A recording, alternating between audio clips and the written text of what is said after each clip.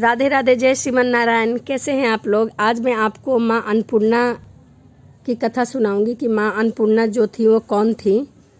तो चलिए कथा को शुरू। एक समय की बात है, काशी निवासी नगरी में धनंजय और उसकी पत्नी रहती थी। उसकी पत्नी का नाम सुलक्षणा था। उसे अन्य सब सुख प्राप्त थे, केवल निर्धनता के। उसके दुख का कारण यह था, उसे हर समय। एक दिन सुलक्षणा पति से बोली, स्वामी आप कुछ उद्यम करो तो काम चले, मतलब ज़्यादा करो तो काम चले। इस प्रकार कब तक मांगते चलेंगे। सुलक्षणा की बात धनंजय के मन में बैठ गई और वह उस दिन विश्वनाथ शंकर जी को प्रसन्न करने के लिए बैठ गया और कहने लगा, हे देवादिदेव विश्वेश्वर, मुझे पूजा पाठ कुछ नहीं आता, केवल तुम्हारे भरोसे बैठा हूँ। इतनी विनती करके वह 2-3 दिन भूखा प्यासा बैठा रहा। यह देखकर भगवान शंकर ने उनके कान में अन्नपूर्णा अन्नपूर्णा अन्नपूर्णा इस प्रकार 3 बार कहा। यह कौन क्या कह गया, इस सोच में धनंजय पड़ गया। मंदिर से आते ब्राह्मण को देखकर पूछने लगा, पंडित जी अन्नपूर्णा कौन है। ब्राह्मण ने कहा, तू अन्न छोड़ बैठा है, सो तुझे अन्न की ही बात सूझती है। जा घर जा, अन्न और जल ग्रहण कर। धनंजय घर गया। स्त्री से सारी बात कही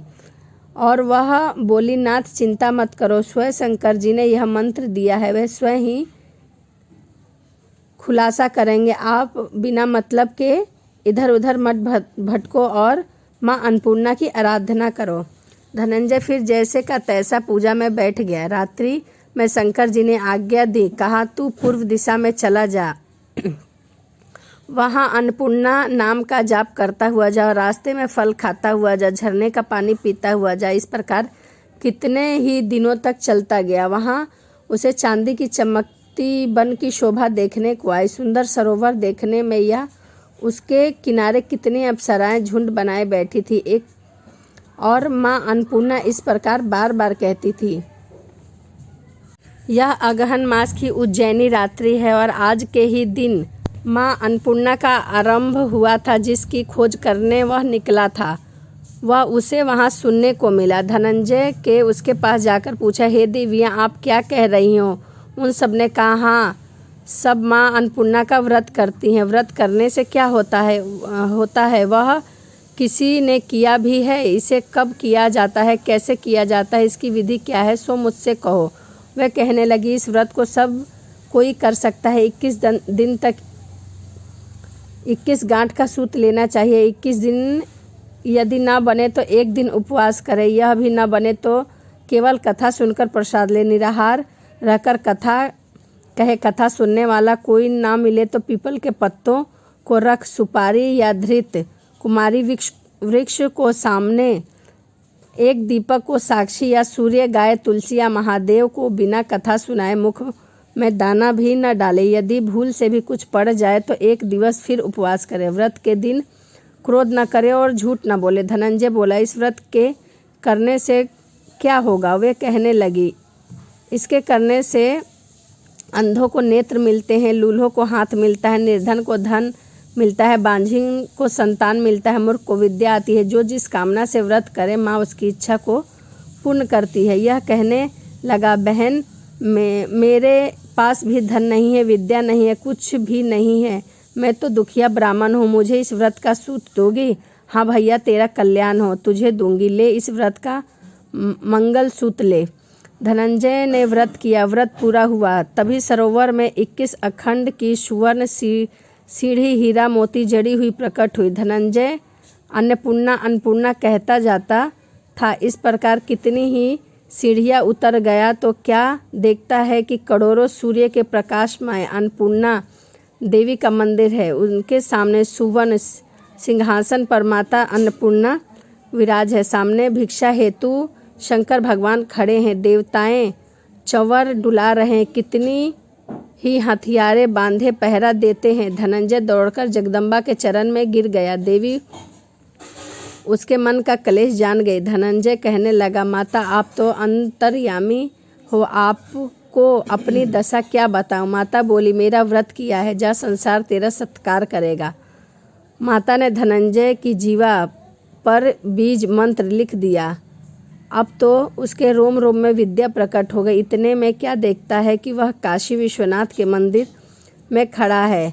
माँ का वरदान ले धनंजय घर आया। सुलक्षणा से सब बात कही। माताजी कृपा से उसके घर में संपत्ति उमड़ने लगी। छोटा सा घर बहुत बड़ा गिना जाने लगा। जैसे शहद के छत्ते में मधुमक्खियाँ जमा होती हैं, उसी प्रकार अनेक सगे संबंधी आकर उसकी बड़ाई करने लगे। कहने लगे, इतना धन और इतना बड़ा घर, सुंदर संतान, तो रस कमाई का कौन भोग करेगा।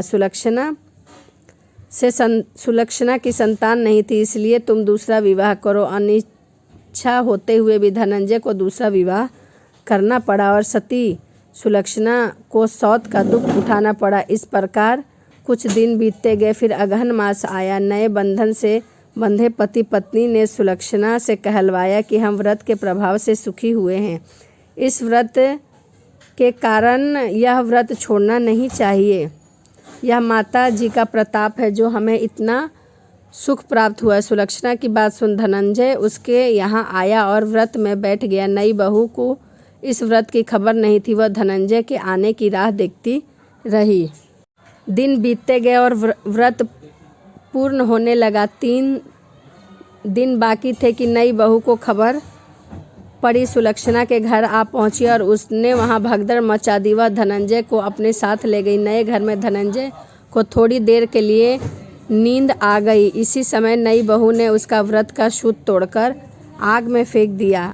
अब तो माताजी का कोप जाग गया। घर में आग लग गई। सब कुछ जलकर राख हो गया। सुलक्षणा जान बचाकर अपने पति को फिर अपने घर ले आई। नई बहू रूठ कर पिता के घर चली गई। पति को परमेश्वर मानने वाली सुलक्षणा बोली, नाथ घबराना नहीं, माताजी की कृपा अलौकिक है। पुत्र कुपुत्र हो जाता है पर माता कुमाता नहीं होती। अब आप श्रद्धा और भक्ति से आराधना शुरू करो, वे जरूर हमारा कल्याण करेगी। धनंजय फिर माता के पीछे पड़ गया। फिर वही सरोवर सीढ़ी प्रकट हुई, उसमें मां अन्नपूर्णा कहकर वह उतर गया। वहां जा माता जी के चरणों में रुदन करने लगा। माता प्रसन्न हो बोली, यह मेरी स्वर्ण की मूर्ति ले, इसकी पूजा करना, तू फिर सुखी हो जाएगा। जा, तुझे मैं आशीर्वाद देती हूँ। तेरी स्त्री सुलक्षणा ने श्रद्धा से मेरा व्रत किया है, उसे मैंने पुत्र दिया है। धनंजय ने आंखें खोली तो खुद को काशी विश्वनाथ के मंदिर में खड़ा पाया। वहां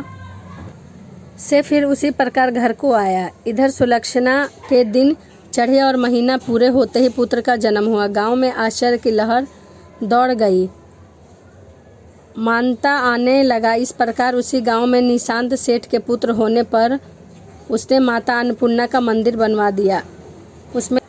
उसने माता की धूमधाम से मूर्ति की स्थापना की, यज्ञ किया और धनंजय को मंदिर के आचार्य के पद से नियुक्त किया।